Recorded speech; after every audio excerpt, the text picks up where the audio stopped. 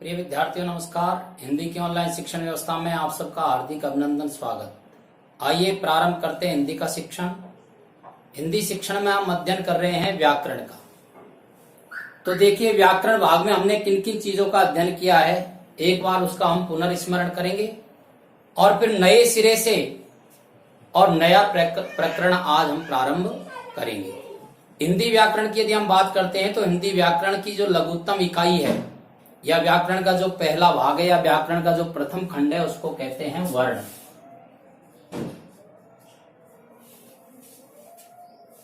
इस वर्ण का अध्ययन हम पहले कर चुके हैं। वर्ण की परिभाषा क्या है, वर्ण के भेद कितने हैं, वर्णों का प्रयोग किस तरह से होता है, इन सब चीजों का अध्ययन हम वर्ण विचार में करते हैं। तो देखिए, वर्ण विचार में हमने किस किस का अध्ययन किया है। एक तो है वर्ण की परिभाषा,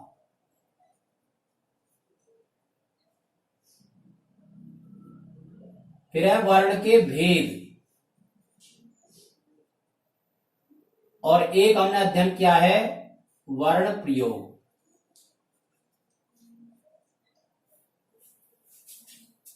ये हम अध्ययन पहले कर चुके हैं। वर्ण विचार के बाद में हमने जो व्याकरण में पढ़ा था वह है शब्द विचार।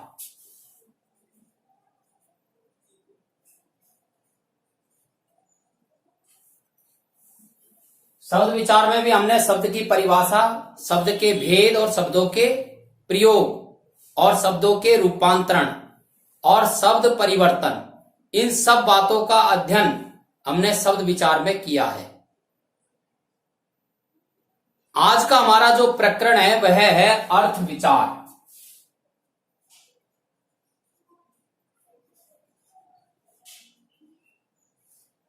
इस अर्थ विचार का अध्ययन करने के बाद में और फिर वाक्य प्रारंभ होंगे। व्याकरण की लघुत्तम इकाई वर्ण है और वर्णों के मेल से शब्द बनते हैं, और अर्थ विचार के अंदर हम शब्दों के भिन्न रूप पढ़ते हैं। जैसे पर्यायवाची शब्द है, विलोम शब्द हैं, ये अर्थ विचार के अंतर्गत पढ़े जाते हैं। तो अर्थ विचार में पर्यायवाची, विलोम, समानार्थी,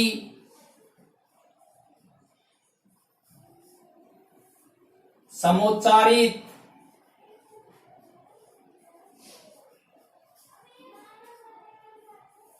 इस प्रकार के शब्दों का अध्ययन हम करते हैं। और इसके बाद का जो अध्ययन है वह है वाक्य विचार। तो आज हम अर्थ विचार का जो प्रथम भाग है उसके अंतर्गत हम पढ़ेंगे पर्यायवाची। तो आज का हमारा प्रकरण हो जाएगा पर्यायवाची।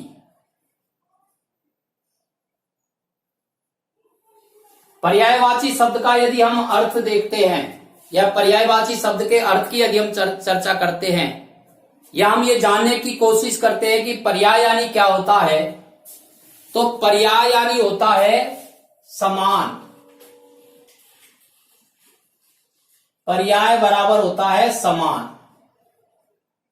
दो शब्दों से मिलकर के बना एक पर्याय और एक वाची। वाची यानी होता है बताने वाला।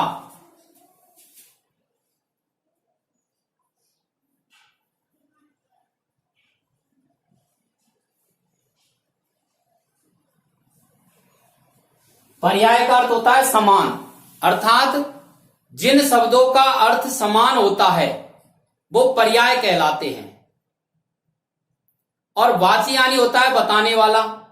तो ऐसे शब्द जो समान अर्थ के लिए प्रयुक्त होते हैं उन शब्दों को कहते हैं पर्यायवाची शब्द।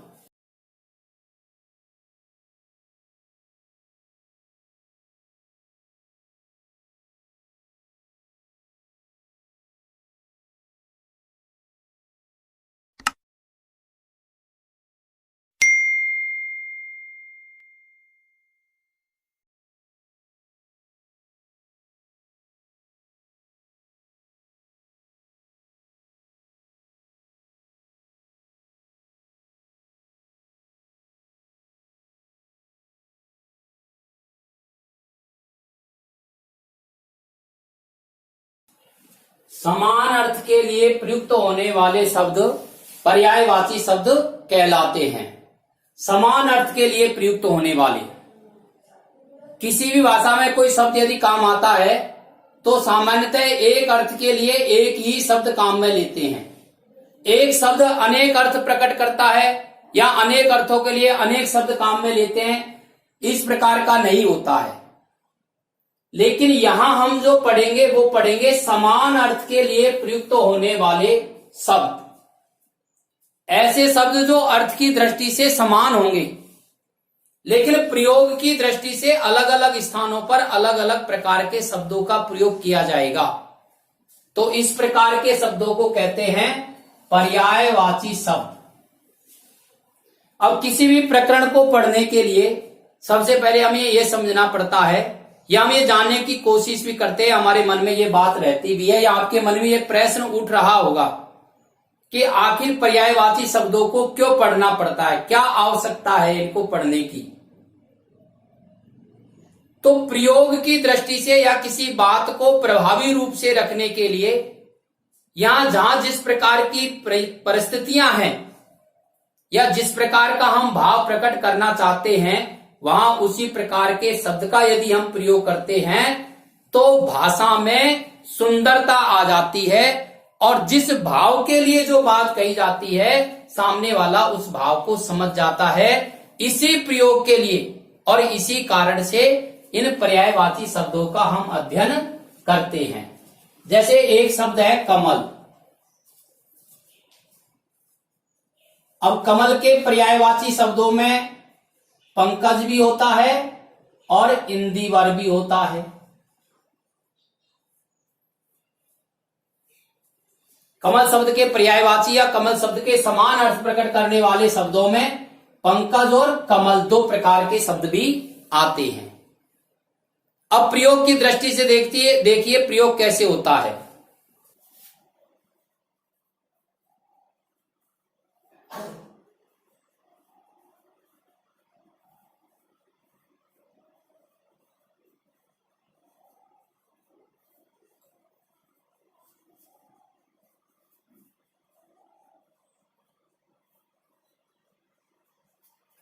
वह गंदी राजनीति में भी पंकज के समान अलग है। अब यहां पर हम कमल काम में नहीं ले सकते, यदि कमल का पर्यायवाची है पंकज भी, लेकिन इस वाक्य की सुंदरता पंकज शब्द से अधिक स्पष्ट हो रही है। दूसरा शब्द देखिए,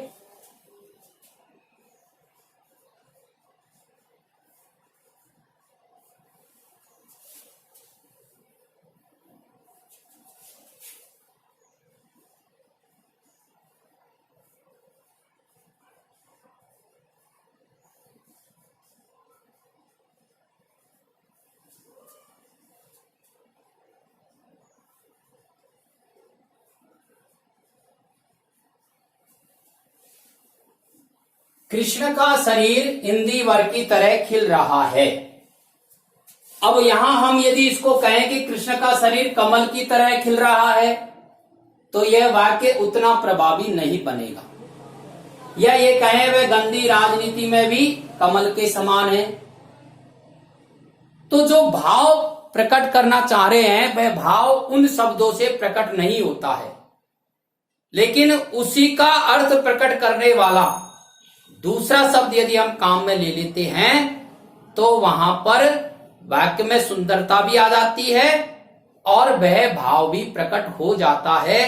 इसी प्रकार से समान अर्थ प्रकट करने वाले जो शब्द हैं उनको हम कहते हैं पर्यायवाची शब्द। अब रामचरितमानस का यदि हम उदाहरण लेते हैं तो प्रभु श्री राम जब केवट से कहते हैं कि मुझे गंगा पार जाना है और आप अपनी नाव से मुझे गंगा पार करवाइए, तो केवट ने वहां प्रभु राम को समझाया, मुन घरनी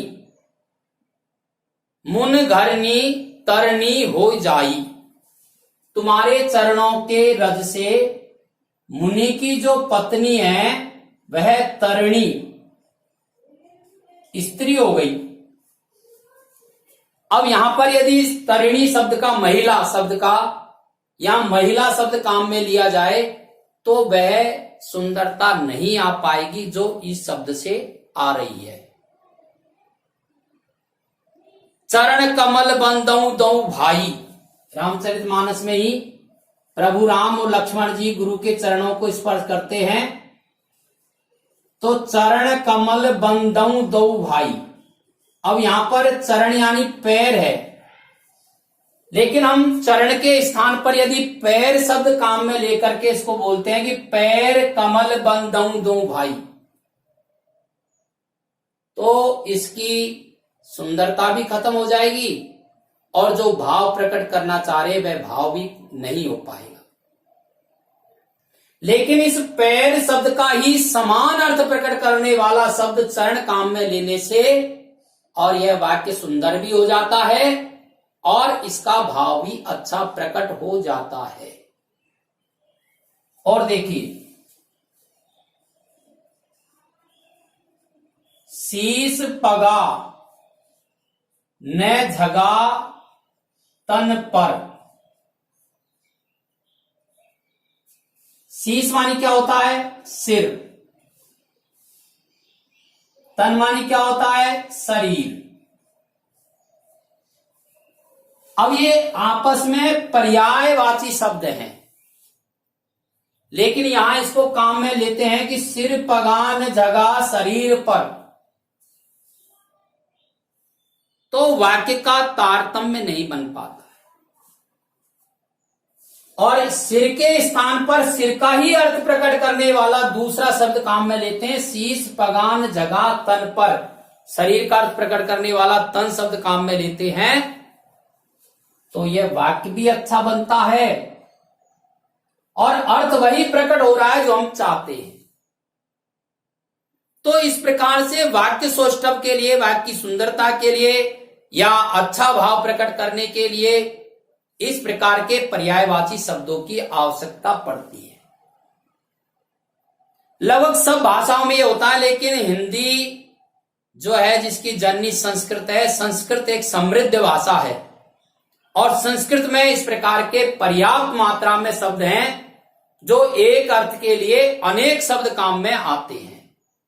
अनेक अर्थों के लिए अनेक शब्द काम में आते हैं, यह संभव है, या एक शब्द अनेक अर्थ प्रकट करता है, यह भी बात संभव है। लेकिन एक अर्थ को प्रकट करने के लिए अलग अलग शब्द काम में आते हैं, यह हिंदी और संस्कृत की विशेषता है।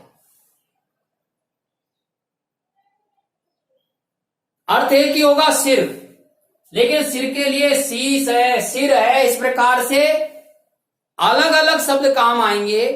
इनको एक ही अर्थ को प्रकट करने के लिए अलग अलग शब्द काम में आते हैं, तो वहां उस प्रकार के शब्दों को हम कहते हैं पर्यायवाची शब्द। तो मैं समझता हूं आपको यह भली प्रकार से समझ में आ गया होगा कि पर्यायवाची शब्द क्यों पढ़े जाते हैं और इनको पढ़ना क्यों आवश्यक है। यदि आपको अपनी वक्तव्य कला अच्छी करनी है, आपकी लेखन कला आपको अच्छी करनी है, तो आपको शब्दों के पर्याय आने ही चाहिए। अब यहां उदाहरण स्वरूप कुछ शब्दों के पर्याय हम पढ़ेंगे। जैसे अंक का पर्यायवाची हम पढ़ेंगे,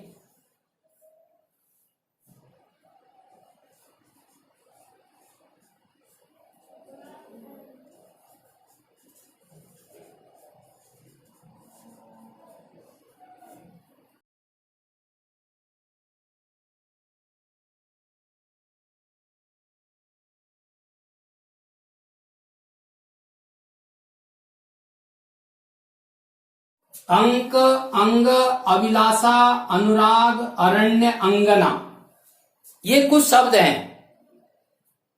अब इन शब्दों के अर्थ, अंक शब्द का अर्थ क्या होता है? गोद।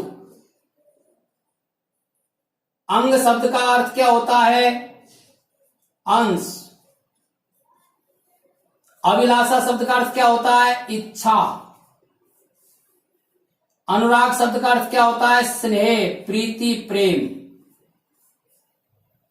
अरण्य शब्द का अर्थ होता है वन। अंगना शब्द का अर्थ होता है स्त्री। ये इनके मूल अर्थ है, लेकिन इन्हीं अर्थों को प्रकट करने वाले अन्य शब्द भी इसके लिए काम में लिए जाते हैं। तो वो जो सारे शब्द होंगे वो इनके कहलाएंगे पर्यायवाची। तो ऐसे कौन कौन से शब्द हैं? अब देखिए, अंक शब्द का अर्थ होता है गोद, लेकिन इसी अर्थ को प्रकट करने वाले अन्य शब्द है क्रोड, पार्श्व, संख्या, गिनती, आंकड़ा। अंग यानी क्या होता है? अंश।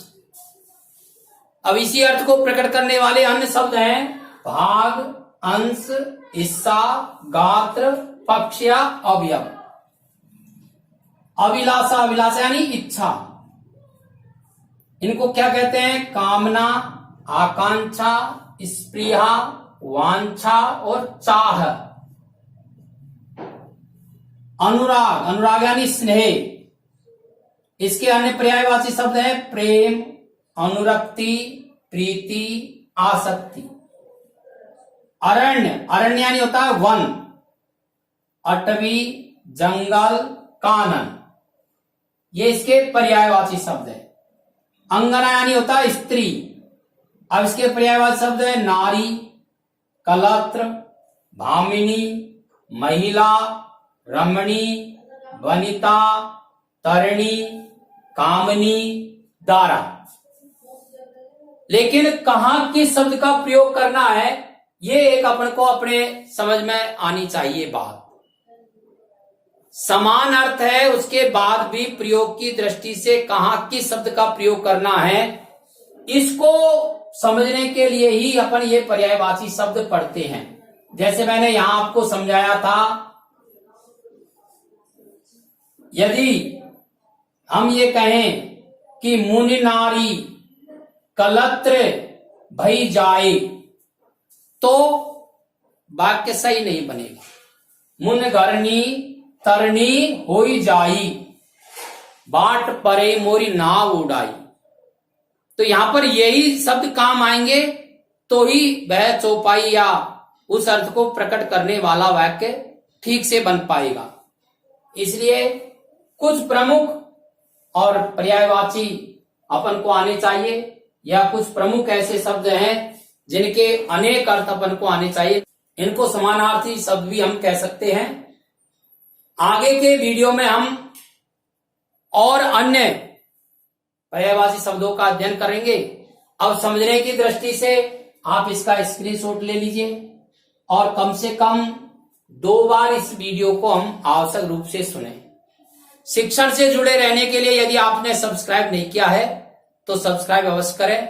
धन्यवाद।